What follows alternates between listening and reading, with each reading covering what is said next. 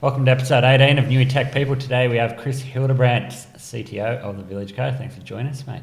No worries. Thank you very much for having me. Mate, Chris Hildebrandt, you're probably well known, or at least relatively well known around the Newcastle Tribes. You attend a lot of meetups and you've been involved with various things over the last few years. Give us a quick overview for the people that haven't met you. What are you currently doing? Right now I'm the CTO at the Village Co., a startup founded over in the Hunter Valley.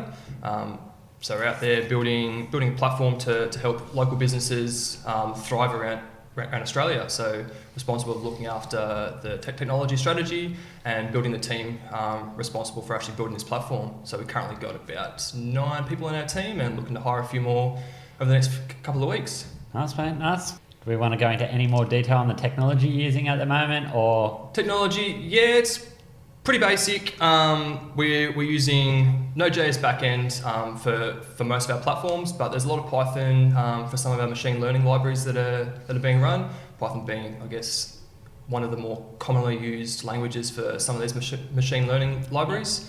And then playing around with different front ends, using Unity, AngularJS, so kind of a few different things. Most of our products are kind of still sitting in that MVP pilot phase. Everything's kind of gone to pilot, but still nutting out the best approach for moving forward into production. Nice, and you're touching in the augmented reality space as well, which is which would be one of very, very few companies locally or even farther wide playing in that space. Yeah, so I guess AR is the future in many domains. It's going to take over some part of your life, your kid's life, everyone in the region's life in the world at some point. When, where and how, it's kind of still up in the air. It still is a relatively new technology that's actually adding business value. Previously, it's kind of just been gimmicks and just for shits and giggles, but I guess at some point there is going to be some real business value derived out of this here, and it's going to affect you in some way. So we're trying to define that and actually add some business value. Are you saying Pokemon Go is not business value? Define business value. Good question.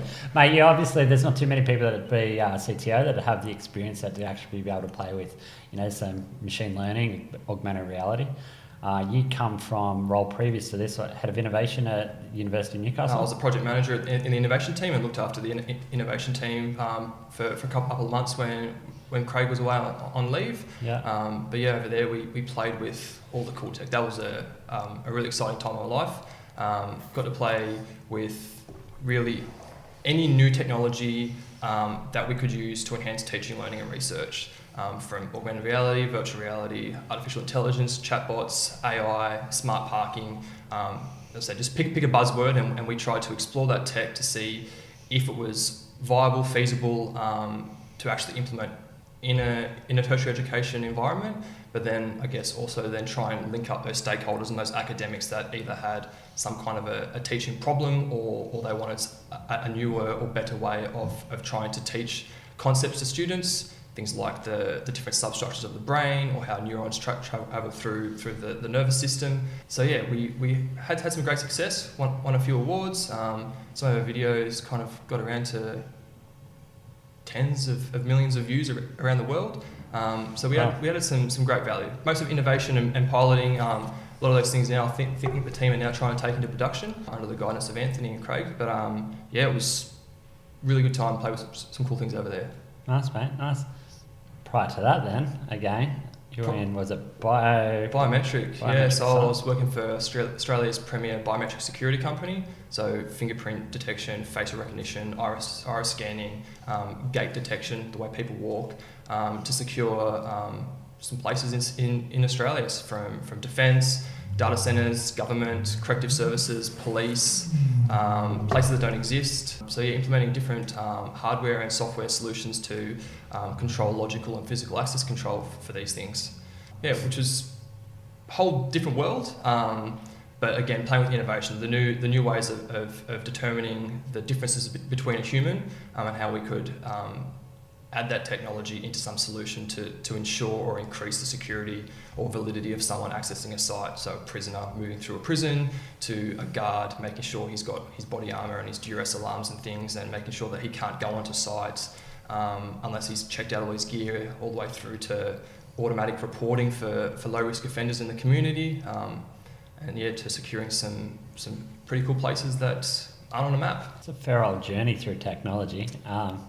I guess you're probably different, not probably, yeah, 100% different to a lot of people in the tech field from your experience prior to that. So mate, how did you get into technology? How did this come to fruition? Yeah, so tech, I guess, has been just part of my life since I was a young kid. Used to pull stuff apart. Never wanted to put it back together. Just wanted to pull it apart and see how it worked, and then make it or replicate it or make it better. So it was kind of a young age when trying to work out how things were working, and that kind of moved then into building small little mobile apps. Did some cool things with tracking to see how fast my car was going in the paddock, to building some little drones, off-the-shelf drones, and that kind of just escalated.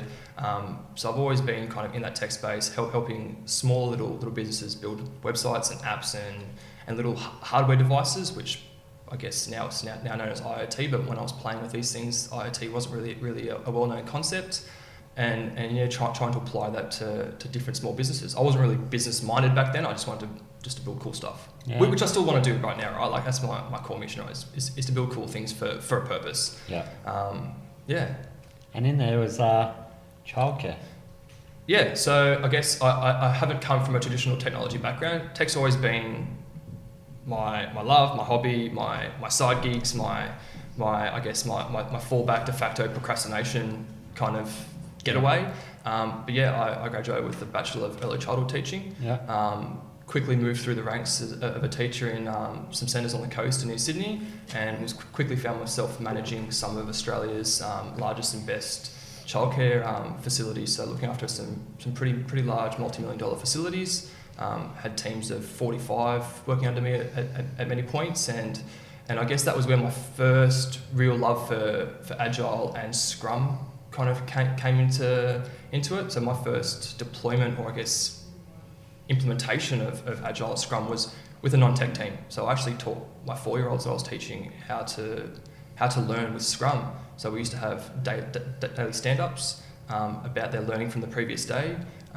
All of the concepts and topics that they wanted to know about went into a backlog, and then when that current concept was explored, it was done, and the kids together as a team would then pick the next concept that they wanted to explore. That became in progress, and again we'd have our daily stand-ups about what they learnt yesterday, what they wanted to learn today, or questions that have now been uncovered because they know more about some kind of topic. And that just kind of just blew up a little bit, I guess, because I was teaching when I first deployed Scrum with these 4-year-olds, was amazing. But then when I was managing these centres, actually removing staff meetings and actually using more of a Kanban and Agile approach to actually disseminating information and getting the teachers to upskill and CBD. So yeah, that's, I guess, my core of Agile came from a non-tech background.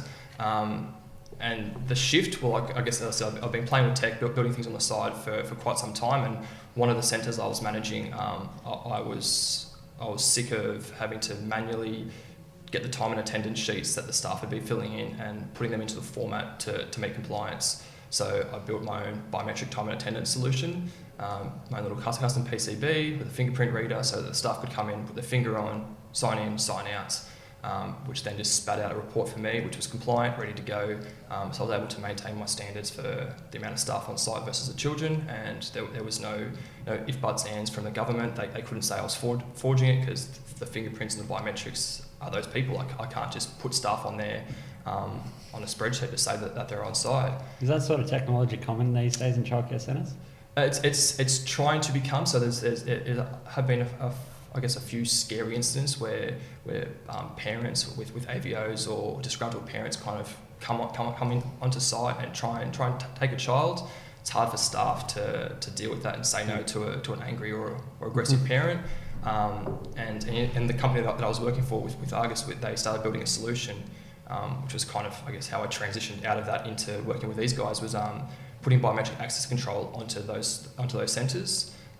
So that was easy to revoke access versus trying to get back a swipe card or a PIN code. Just revoke a fingerprint from the reader. Yeah. Yeah, so it's like security is important. Like the kids are our future, right? And they're hard to look after when these places are so large, so big. Open door policies allowing parents to come and see what's happening inside, but also massive risk, right? Mm-hmm. Has there been a court order? Has there been something? Has there been a fight overnight and now dad's or mum's lost it and they want to go and take the kids and run away? So biometrics kind of helped that, and I guess that was the turning point for me to going from technology being my love and passion to being full time was 2 salespeople came to try and sell me a solution to secure my facility. I just tried fobbing them off, salespeople, whatever. This is what I do. I can do that myself. Why do I need you? They kind of just said thank you and left. I'm like, yes, win. Salespeople gone. And the CEO called me the next day and offered me to take me out to lunch and offered me 3 jobs of different streams inside his business. Yeah. Once he understood where I come from, what I can do, and my concepts around hardware and agile and thinking about products differently. He created a 4th role, which didn't exist in the company, and I kind of helped them reshape what they are today. They're one of Australia's largest growing biometric or largest growing companies right now. So I'd like to think that I had a big hand in that. Yeah, nice. Yeah. It's a fair old journey, hey? Yeah. And I think the part that's probably most exciting is that taking the core concepts and taking it across business, right, and taking it out of just pure technology, and then probably to add on to that, how do you take technology and then use it in a business sense, right? As in, not just you love technology and you love playing with it, but how does this actually work in the real world? How does this actually add benefit to businesses? And I think that's where the key to success is, right? Yeah, exactly. So I'm always focusing on like what's the problem that's here, whether it's a business problem or whether it's a user problem. Like what is that problem and how can we find a solution? Yeah. And technology isn't always the answer, right? Just technology seems to be the answer for most of these things now, right? But yeah, what's that core problem that someone or a business is having, and find a way to solve that. And I guess that's where I am now, right? That's what I've always been about, Cool. solving these problems. Nice. So mate, you're playing a lot of new technologies now. You've sort of grown through a bunch of technologies. We'll get to that sort of that learning journey. But I guess if you wind the learning journey back to university, you did a childcare education degree. Is that what it was? Yep. Mate, what's your, obviously that's probably, not probably, it's definitely non-traditional for a tech professional. What was your opinion? What was your experience at university like? Yeah, so I went to Callaghan, so University of Newcastle and the Callaghan, not the Callaghan, the Arimba campus. University was great. Like university, loved it. It's a good space for young people to get together. There's a lot of bright minds, and I guess I've now seen both sides of the picture. Right, going through university at Newcastle, but also then being part of those teams that work with those more senior academic stakeholders. University is great. There's a lot of bright minds that are there, but for my instance, I'm not sure if university helped too much in how it shaped my journey and where I am now. Obviously, like all those critical thinking skills and being able to take information from various sources, analyse and understand what I'm hearing and learning, and then trying to develop my own understandings of those concepts. I guess without university, I'm not sure if I would have got that from someplace else. Yeah. Most other sources don't really assist you with that there, but that's what university is good for, right? Here's some content, take it, now regurgitate it in your own way back for an assessment task, right? So that whole critical thinking concept, I guess, was one of those core skills that I did learn from university. Yeah. I think the ability to learn, right? It seems to be a really common answer with university. It's like, hey, degrees change, actual core concepts within degrees change. Different degrees are obviously different. People take up different things for different things, but it's sort of that one core skill that people tend to come through in these answers is that the ability to learn. Exactly, and once you understand that, they're learning, like it's lifelong learning, right? Like from university, I didn't stop learning, right? Have always been trying to understand more, whether it's just self-taught learning. So I as a hardware PCB engineer, like I learned that myself. I didn't do any formal courses, but then from actually formally learning Scrum, that was formal education, right? So I guess that core foundation of learning and understanding how to learn has helped me along that journey, right? Because it's not I've learned and now I've stopped. It's a continual journey, and particularly in technology, right? It changes so dramatically, and Like, it's pretty crazy, right? Like where we were a few years ago in terms of VR and where we are to now, or just pick any technology, right? Like the state of change is growing exponentially. Yeah. So you can't learn something yesterday and think that's going to be the basis of what you're doing in 5 years' time. It's going to change. Mate, completely agree, and I think that's a differentiator between the people that are succeeding in the tech space and not, is that ability to learn and continue to move forward with the technologies. On that note then, you've mentioned self-taught, you've mentioned some formal education. What's your thoughts, advice for other people on best way to continue that learning, that path of continual learning? To do it right, I guess. Don't think you know it. Like, yeah, you may be an expert or you may be quite adept or at some kind of concept, but don't think you're the best, because at some point someone's going to be better, right? Yeah. So just keep doing it, whether it's using concepts like MOOCs, the massively open online courses, to get small snippets of information, going and doing short courses at the universities, going back to do a degree, right, for some kind of larger topic, right? Mm-hmm. Whether it's be an MBA or just a whole new field, right? Just keep learning, keep getting on it. If you're not moving forwards, you're moving backwards, right? Yeah. You've obviously learnt, game development, you've learnt AR, you've learnt a bunch of these newer technologies, right? Mate, if somebody is sitting in let's call it a traditional tech role at the moment and wants to go down that route, mate, where would you point them? So there's many options, right? But there's so much content out there in the interwebs of where you can learn. But for instance, like for Unity, right? The best place to start is just with Unity. They've got amazing tutorials. They have amazing staged kind of projects to help you go through from beginner to advanced and expert level. Start with them. They built the tool. Go along the journey with them. And when there's concept you don't know about, just try and find out how to solve that problem. If you're already a software engineer or software developer, you probably know how to solve most of these problems anyway. Just thinking about it in a different light. The UIs are different, like your data is going to be different, particularly, right? But just do it. If you don't start, you're never going to get there, right? Yeah, completely agree, mate. I think that the ability to learn, the ability to continue to sort of move forward with technology is that differentiator. It really is. And that's what, I'm sure you're building your team, as you said at the moment. There's sort of key things you'd be looking for, right? Is that ability to learn, because you're not going to be hiring 5 AR developers that have got experience there, right? It's taking, hey, what's your core skills? Where are your core skills at the moment? Have you shown ability to learn in the past? And they're the guys. And I guess that's the key thing, right? Ability to learn. So most of my team right now are graduates or recent graduates. So we've got some experienced members of our team, but a lot of our people have only graduated from university over the last six to 18 months. But they've shown the passion to want to learn, the ability to learn, and just because they finished a degree 12 months ago doesn't mean they started learning from then in a business sense, right? They've been doing this on the side. They've been trying to do it for the last 5, 6, 10 years. So they've got that passion to learn. They just haven't got the industry experience, quote unquote, inside that field, but they've been doing it anyway. And giving them a chance to show that is something I'm all about, right? So we've got graduates from media, marketing, designers, through to software developers. Give them a shot. Yeah, I completely. Yeah, and hey, you can't really go out there and looking for somebody with 3 years experience in AR anyway, right? Because it hasn't been around for that long in its in the sense it is now. Mate, you've mentioned learning. You're obviously down this path. You're investing yourself. Outside of formal education, mate, any podcasts, books you like to read?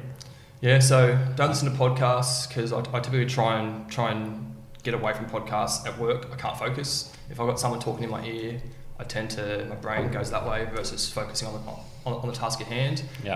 And I'm also a big core believer of unplugging. As much as I love technology, I unplug as much as possible. So I minimise my RF at home. My Wi-Fi gets turned off overnight.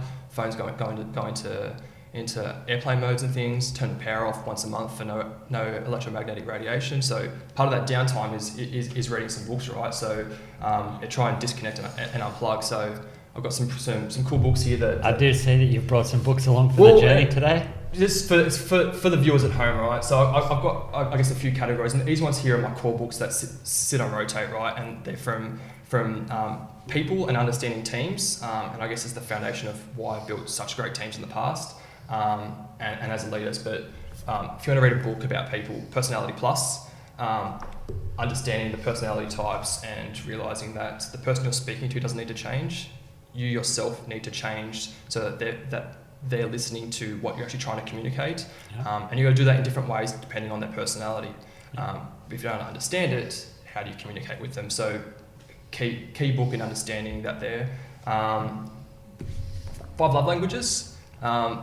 This one's not just about love light. So yeah, it's great for partners and lovers, but also really good at understanding your team, right? So the concepts there around the ways that you can gratify or reward your team depends on how they perceive that based on their love language. So whether they like high fives, whether they like them to have words of affirmation being spoken to, whether they like just some one-on-one time, taking them out to lunch or taking them out to a coffee, or small little gifts, or just doing a small task for them. So yeah, understanding how they receive that. So those 2 books together, you get a really good understanding as how people perceive what you're saying to them. And that's been critical to I guess, understanding and building the right teams, because people clash and you understand why in a few of those. To then, yeah, one of my favourite books, The Slight Edge Effect, right? If you're not moving forwards, you're moving backwards. There is no concept of staying stable. And I love change. Change is the best thing, which is, I guess, why maybe I like technology. Changing so fast. Yeah. I hate being stagnant. I hate being in similar positions. Like, I'm always moving fast. That's, I guess, a really good virtue, but also a very negative virtue. I don't get bored easily, but I like the differences. And this kind of outlines and explains quite well why that's the case and why I like change, right? If you're sitting still, you're going backwards. So how do I always increase and drive to better myself, better my team, better anything I'm trying to do, is kind of based on the principles of the Slight Edge Effect. Yeah, nice. We've got a couple others there. What else we got? 7 Habits of Highly Successful People. The Secret. The definitive book of body language. So I did a course with Alan Peace a few years ago. So he's world renowned. He writes most of the president's speeches and how they should be. So not just the verbal speech, but also their physical speech of how and when they should be using their hands, their body language, who they're pointing to and talking to. So that's a good book too. Really good for salespeople to understand how they're being perceived and how to close deals. But still a good book to understand when someone doesn't want to actually be speaking to you right now, when they're trying to get away. So good book. And one of my favourite entrepreneur books, You Only Have to Be Right Once. That's true. There's many successful people out there that they're successful. Could they repeat that success? Maybe not. But who cares? You only have to be right once. Yeah. And a lot of those people haven't only tried once, right? A lot of those people have a lot of failures behind them, but it's that you keep on trying, you try new things. Just keep driving. Yeah. I completely agree, man. Completely agree. So if you take all these sort of learnings over the past, let's call it in your tech, since you've moved into tech, what advice would you give to yourself if you had to wind it back? That's kind of a challenging thing, right? Because I think I was in the right place at the right time when I jumped from early childhood into formal tech, right? One of the things I would have told myself is to push harder, faster. But I'm not sure if that would have helped me pre-tech. Maybe afterwards, straight away deliver more value faster. And I'm quite proud of being open and speaking my words. A lot of people hate that, but a lot of people respect that. Pushing harder, faster, but maybe after I made that switch, because I think there was a right time, right place kind of situation that took place there. Yeah, I agree. I think, I think you got to earn that right as well. Yeah, you earn the right to have the opinion. You earn the right to have that voice or to speak a little bit louder, right? There's a difference between being the newbie and throwing your opinion out there very, very hardly. Hardly is not a word, but very strongly. But versus somebody that's actually been there, done that, has more experience and has a more valid point. Yeah, exactly. And experience that. Yeah, for sure. And I guess that's one of the things that I think kind of differs, right? Is that I've got so many different touch points in many different parts of technology, right? From IoT, hardware, software, but not coming from a specific stream. I think there's a more holistic viewpoint of how tech can add value. Mm-hmm. So, yeah. You're a pretty skilled dude. You've got a lot of experience now. Why have you stayed in Newcastle? Why Newcastle? Or the Greater Hunter? So Sydney was, that's where I was, right? So my last few centres that I built and run were in Sydney. Yeah. The biometric company was in Sydney. Travelled around the world. Prisons aren't just in Sydney, right? There's prisons everywhere, and government is everywhere. So was travelling, but Sydney, it's a large place. It's really hard to make connections and add significant value there. So the meetups down there are not meaningless, but you don't see the same people across meetups. So they've got even smaller niche groups and really hard to make significant difference. And it's too big. So I grew up on a farm and was looking for some property for my kids to grow up on. Hunter Valley was a perfect fit, still close to family on the Central Coast, which is where I grew up. And the university was here, right? So was at the university for a little bit before I moved into the valley. But yeah, starting to love Newcastle a lot. So it is smaller. There's a lot of innovation and a lot of smart people in Newcastle that are trying to do some good with some great successes, and some that are still spinning in the mud. But I think they're going to get some traction soon. City Newcastle Smart City team, right? One example, like they're looking to revolutionise the way cities look, not just in Australia but around the world, right? The university, like they're doing some great things there too, right? We have some bright minds and some really clever talent here. And the fact that it's not so big and you actually can make connections that are meaningful connections that have the power and the desire to want to change, I think is quite attractive to Newcastle and the region. I agree, man. I agree. You mentioned meetups before. Which of the meetups that you tend to go to? So IoT Pioneers is kind of, I guess, my main one. But I'm part of many meetups which I've either have never attended and just see them pop up, because I guess that's the flip side, right? Is that's one of the challenges of Newcastle, is that there is so many different groups, there is so many minority groups, there's so many different meetups. Yeah. It's almost impossible to attend all of them, right? And to keep a family or life outside right. of. Yeah. So I guess IoT Pioneers and the City of Newcastle's IQ events. Yeah. I guess every single one of those I attend. Yeah. For the last 3 odd years, whatever it's been. Yeah. But then there's like the data analytics. There's like the new startups. Like there's a lot of other ones there. But I guess IQ and IT Pioneers. Nice. And you've obviously mentioned there's some startups in particular starting to get some real traction in Newcastle, and a few more on that journey, maybe just a step or two behind. And what's your opinion on the change you've seen over the past, let's call it 3 years? Yeah, things have changed, right? Like that startup scene is getting significantly larger, and there's a lot more traction being had. So like the Camplify and Liftango guys, they were quite small, or they were just a speck on a paper a few years ago, right? But now they're two-digit million valuations. They're doing really well. The teams are growing.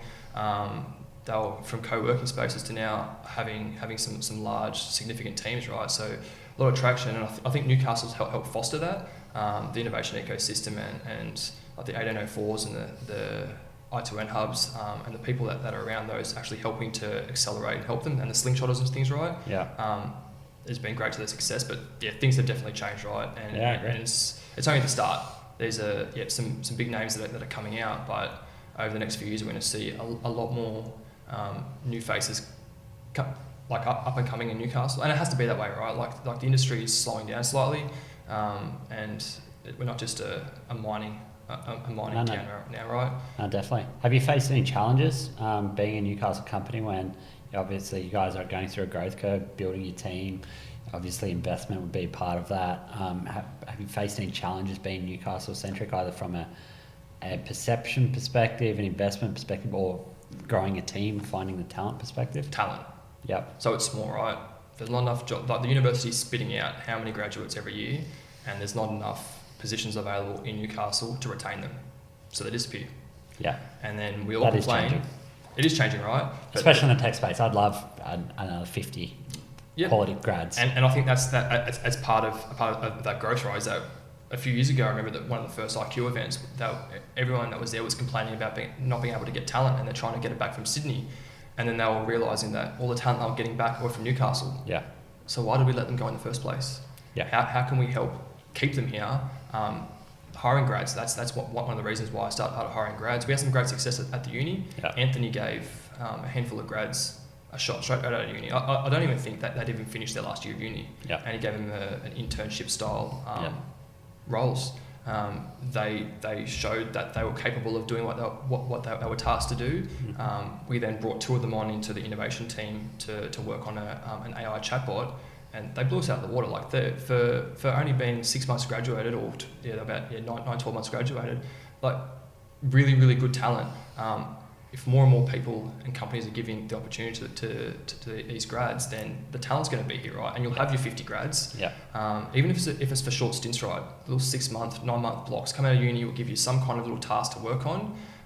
Here you go. We're giving you some industry experience. Your resume looks better. You've now got some industry experience, and then people like yourself can then go place those. Because as I said, like we need team members. Other startups need team members. A lot of other companies are now relocating into the region from Sydney. Yeah. They need team members. So the more we can keep them and retain them here, the better. So I think, as you said, it's changing. Yeah. That was a challenge, but I think it's over the next couple of years that's going to be a different story. And hopefully people like yourself can help facilitate that, right? And stop letting them run away. No, I agree. I think the problem previously was there weren't enough opportunities locally, and now that's the flip side. There's plenty of opportunity, but not enough talent. But yeah, it's probably a better problem to have. You're trying to get that back and continue to build the ecosystem here. Yeah. Nice, man. What do you see the future of the Newcastle? Just continued growth? Is that where you're seeing it? Yeah. Yeah. What growth looks like, I don't know. But it's going to be positive growth. Yep. It's going to be innovative growth. Come up with the Smart Cities team and the university and the researchers that are doing some pretty crazy things over there. This region is going to be different. Hopefully, world groundbreaking, and set some precedents to other cities of our size around the world. Because there are a few other cities this similar size. Yeah. But good things. Nice, man. What about growth for Chris Hildebrandt and the Village Co? What's growth look like there? Pretty good. So we've kind of scaled up, bringing on three new team next week, and looking by the end of the year, hopefully to have another 15 odd before the end of the year. So going onwards and upwards. Nice. It's exciting times. Very exciting times. Awesome, man. If people want to reach out to you, find out about your journey or some of the new technologies you're playing with, or the Village Co, mate, where would they find you? LinkedIn. Just hit me up on LinkedIn. I'm pretty responsive to messages. They want to have a chat about anything, some guidance, debate, anything, right? I'm there, willing to have a chat. You are relatively opinionated. Yeah. Debate's probably in your wheelhouse. Why not? Yeah, that's good. And outside of that, the two meetups you did to an event, they'll probably catch you there, right? Yeah, of course. Awesome, man. Awesome. Mate, thanks for coming along. Thank you.